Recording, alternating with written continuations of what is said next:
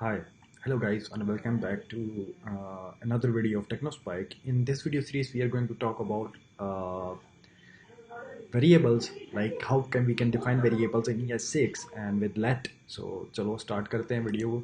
सबसे पहले तो यार मैं न्यू टर्मिनल खोल कर लेता हूँ अपने इसके ऊपर जो फोल्डर हमने बनाया हुआ है उसको ओपन कर लेते हैं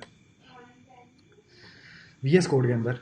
And then in the first lecture let's start with okay there was something I was doing previously, तो इसको क्लियर कर लेते हैं और अब हम स्टार्ट करते हैं बात करना लेट के बारे में। तो यार ES6 के अंदर लेट का जो है ना वेरिएबल को डिफाइन करने का नया तरीका है इंट्रोड्यूस कराया गया, कैसे आप एक वेरिएबल को डिफाइन कर सकते हैं। तो लेट भी वेर की तरह का ही है, इसका डिफरेंस मैं आपको बताता हूँ इन दोनों का। लेकिन फर्स्ट ऑफ ऑल लेट को डिफाइन करने का तरीका और हम ये सीख लेते हैं कि कैसे ये वर्क करता है। So let X is equal to, अब चीज़ें टेक्निकल होती जाएंगी तो मैं जो है ना वेरिएबल्स के नाम अब उस तरीके से नहीं रखने वाला, प्रो लेवल के नाम रखेंगे, लाइक प्रोफेशनल नाम रखेंगे। तो so let X is equal to 1 colon, इसको मैं करता हूँ कंसोल डॉट लॉग और कंसोल लॉग के अंदर मैं एक्स की वैल्यू को स्टोर कर देता हूँ। इसको करते हैं सेव और रन करने का तरीका मैंने आपको बता दिया था कि आप टाइप करते हैं नोट डॉट स्लैश आपकी फाइल का नाम और आपको प्रिंट होके मिल जाएगा। तो इसी तरीके से जो है ना आप अगर आप देखें तो वैर को डिफाइन, इसको अगर मैं फॉर एग्जांपल यहाँ पे कर देता हूँ x इज इक्वल टू 20 और अब मैं नीचे x को कंसोल लॉग करवा रहा हूँ, तो मैंने आपको बताया था code line by line run होता है। तो इस पॉइंट पे इसके अंदर x के अंदर क्या स्टोर है 20।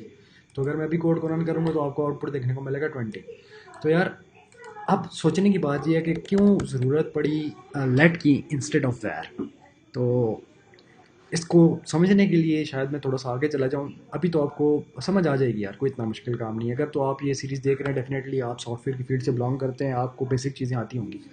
तो यार सबसे पहले अगर नहीं भी आती तो कोई मसला नहीं यार, फ्यूचर में आगे चल के मैं आपको सब कुछ क्लियरली समझा दूंगा कि ये कैसे हो रहा है। लेकिन फॉर द टाइम बीइंग मैं फंक्शन एक बना रहा हूँ, फंक्शन का नाम रख लेता हूँ मैं वैरस्कोप।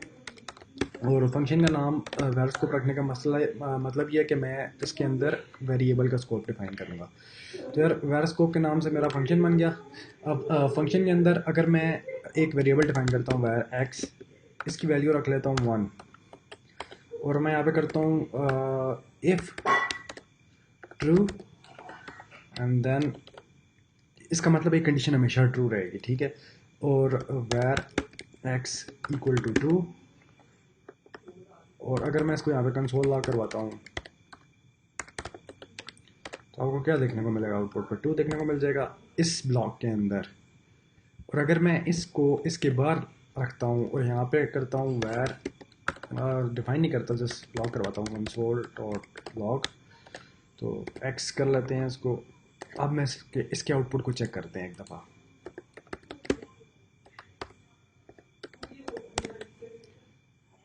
Okay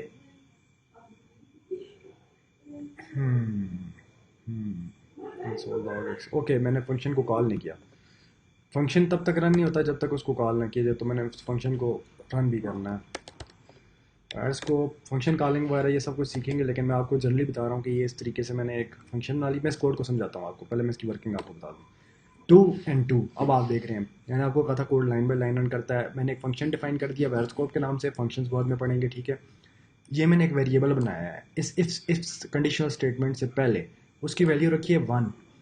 code line by line आया, वेर एक्स इक्वल टू 2 हुआ, यहाँ पे भी एक्स इक्वल टू 2 वाला प्रिंट आउट हो गया, यहाँ पे भी एक्स इक्वल टू 2 वाला प्रिंट आउट हो गया। लेकिन अगर हम इसी तरीके से लेट की बात करें, अब एक फंक्शन बनाते हैं फंक्शन जिसका नाम रखते हैं लेट स्कोप स्कोप, और इसके अंदर हम कर लेते हैं एक let define, let X equal to 1 और इफ़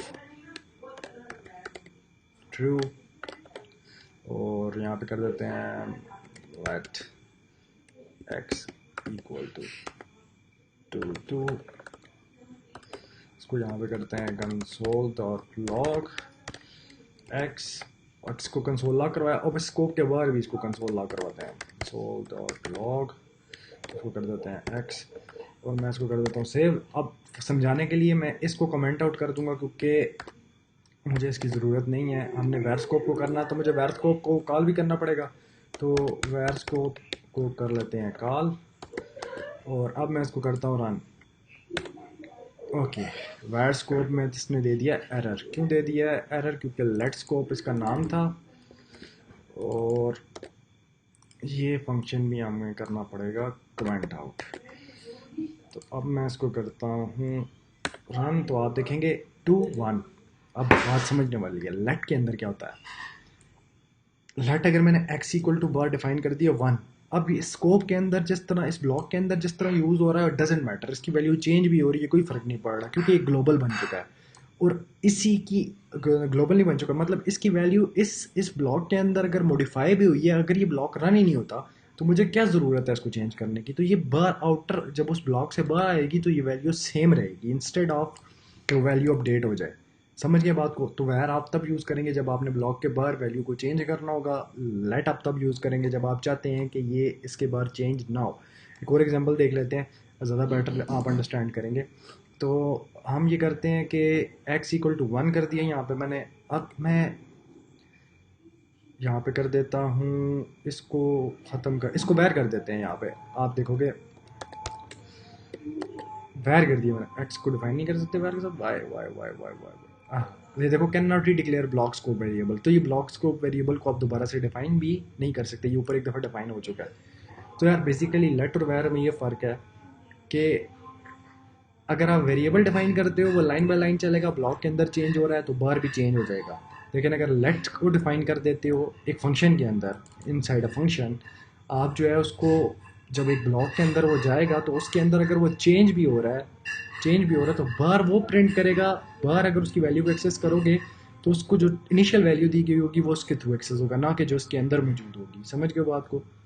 तो यार अगर समझ आई है तो वेल एंड गुड, नहीं आई तो जब हम ये इफ एल्स और ये फंक्शन और ये स्कोप्स वगैरह पढ़ चुकेंगे तब आपको ज़्यादा अच्छी अंडरस्टैंडिंग हो जाएगी। Thank you for watching this video.